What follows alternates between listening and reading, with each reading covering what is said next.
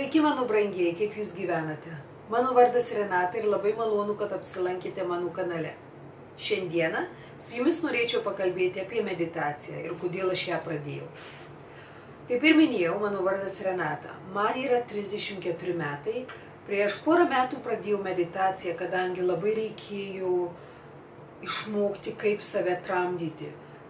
Turėjau vieną traumą, ne vieną, man atrodo daugiau negu vieną. Ir aš pastebėjau, kad pasidariau labai nervinga. Taip pat, kas susijęs su atidumu, būdavau neatidi. Arba jeigu kas nors sunervuodavau arba pasakydavau kažką, aš labai greitai puldavau save aiškintis.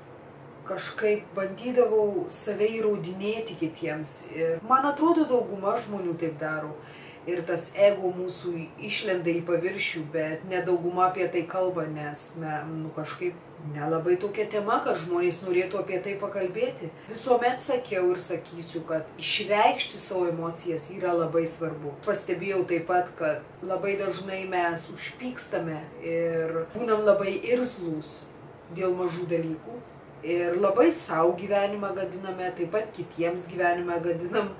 Ir mes sureikšminam viską labai daug ir paprasčiausiai, jeigu kas nors mus panervuoja, mes grįžtam namo arba nežinau kokioje situacijoje gal mes esame ir labai pykstame, labai aršomės ir labai dažnai mes bandome pakeisti tą situaciją, nepaleidžiame tos situacijos iš rankų ir mes norime valdyti. Jeigu mums neišeina ko nors valdyti, labai dažnai mes pykstame, labai dažnai ardomės, savo gyvenimą gadinamės. Tai norėjau aš būti ramesnį ne tik savo, bet ir kitiems.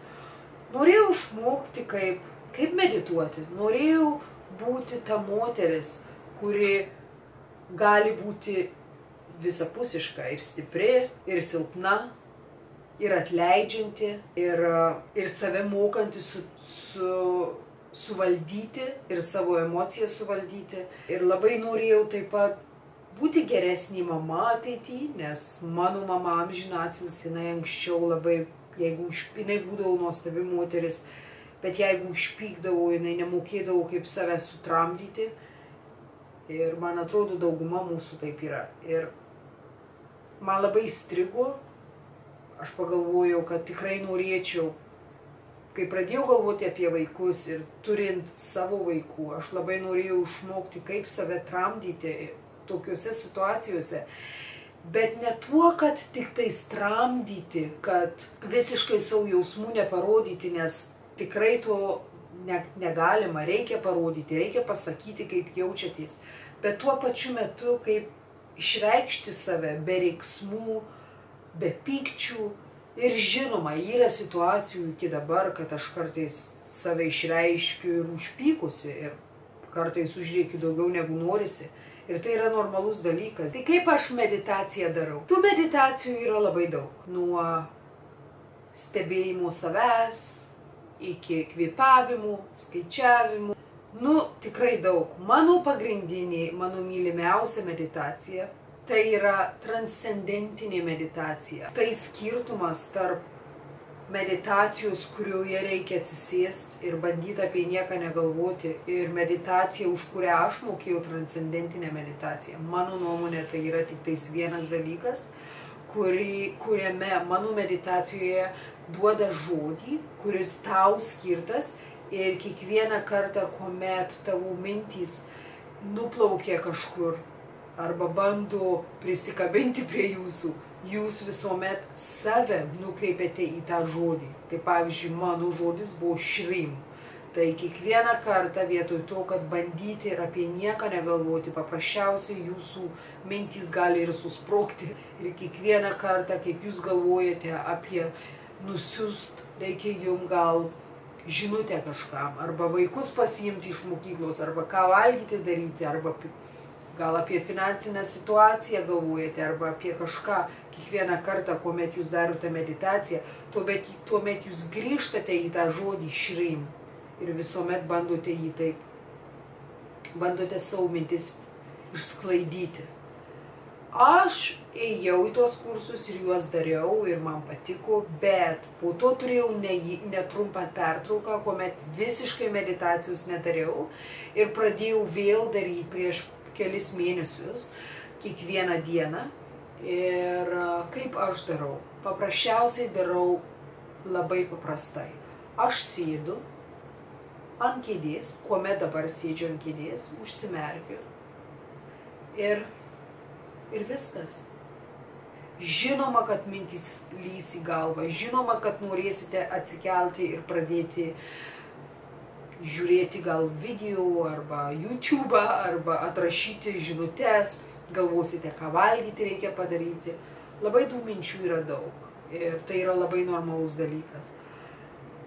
Žmonės bando meditaciją parodyti, kad yra lengva, kad žmonės rodo, kad jie sėdi ir jie tokie laimingi ir viskas taip lengva. Nėra lengva. Iš pradžių tikrai nėra lengva. Savaitę laiko jūs norėsite ką nors užmušti. Jūs tikrai galvosite, kad meditacija nėra jums, kad meditacija yra itin sunku, nes yra sunku, nėra lengva. Mes žmonės pripratę daryti labai daug tuo pačiu metu.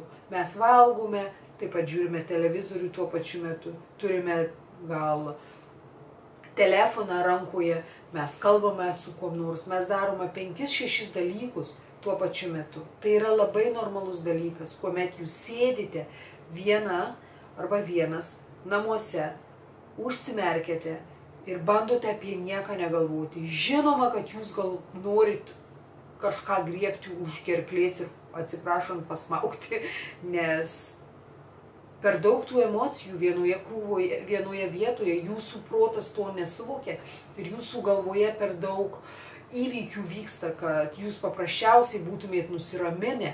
Tai yra normalus dalykas jaustis negerai, jaustis piktai, jaustis nesmagiai viduje, jaustis išsiblaškiusiai, jaustis nervingai. Tai yra labai normalus dalykas. Aš galiu jums garantuoti, darykite savaitę laiko, po 15 minučių per dieną. Bandykite 2 kartus per dieną, jeigu neišeis tik tais 1 kartą per dieną. 15 minučių ryte, 15 vakare. Aš darau 20 ryte, 20 vakare ir nėra lengva. Pirmą savaitę tikrai nervavo, aš buvau pikta, buvau nervinga, galvojau, niekas man nesigauna. Atsisėdate, užsimerkėte ir leidžiate savo protui keliauti į kurias nori pusės, tegu keliauja. Nustos, nusiramins ir viskas bus gerai. Prisiminkite. Lygiai taip pat, jūs jeigu turite šuniuką, kuris laksto ant pavadėlių, visuomet laksto, bėga, atsibos tas bėgimas ir nustos. Atsisės, nes pavargs. Lygiai taip pat jūsų protas lakstys iš vienos pusės į kitą ir galvosit apie 100 dalykų tuo pačiu metu.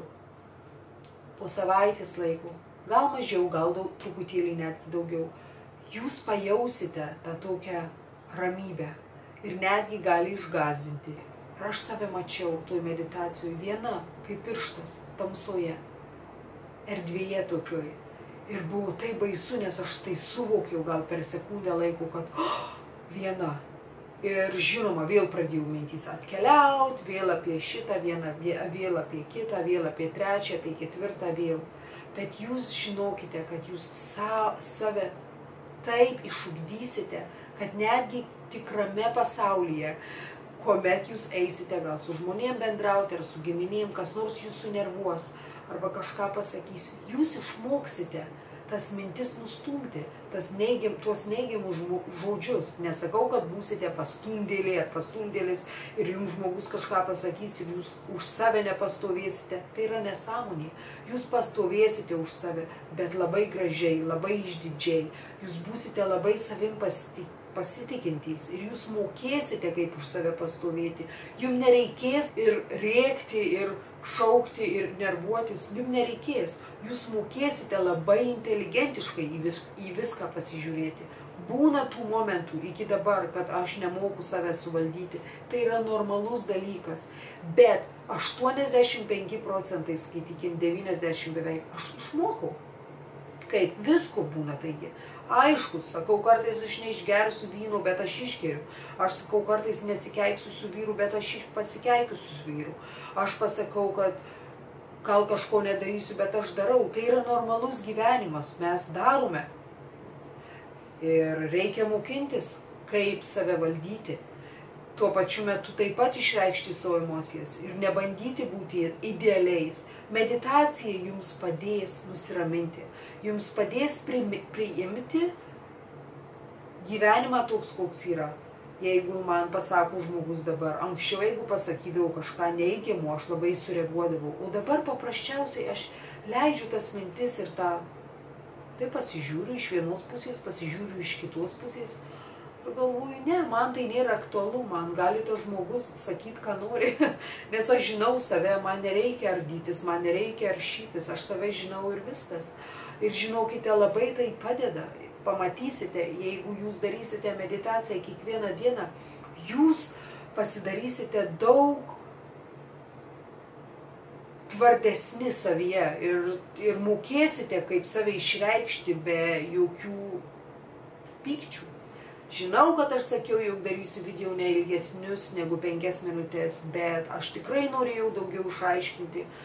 Ir jeigu jūs turite klausimų, būtinai paklauskite ir atsisėskite namuose, ramioje vietoje, užsimerkite ir bandykite apie nieką negalvoti. O jeigu jūs vis tiek norite, gal kartokite žodį viduje. Aš sakau žodį šrim. Pasiimkite iš manęs tą žodį taip pat. Aš su jumis dalinuosi ir taip pat sakykite. Šrim viduje. Kiekvieną kartą. Jeigu jūsų mintys nukeliaus kažkur, gal man reikia nusiųsti e-mailą, man reikia su vyru pasikalbėti, man kažkaip taip vienas, kitas, trečias, tuomet sugrįžkite į tą žodį šrim. Ir pamatysite, kaip jūsų mintys paprasčiausiai nuslūgs. Tikiuosi, kad šis video patiko. Aš be makiažo sėdžiu, žinokite, neturiu nei lašo makiažo. Grįžau iš darbo, išsimaudžiau, esu pavargusi, rytoj viena laisva diena, 7 dienas dirbu, viena laisva.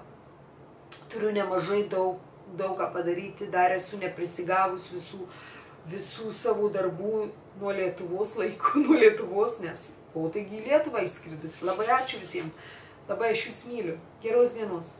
Iki.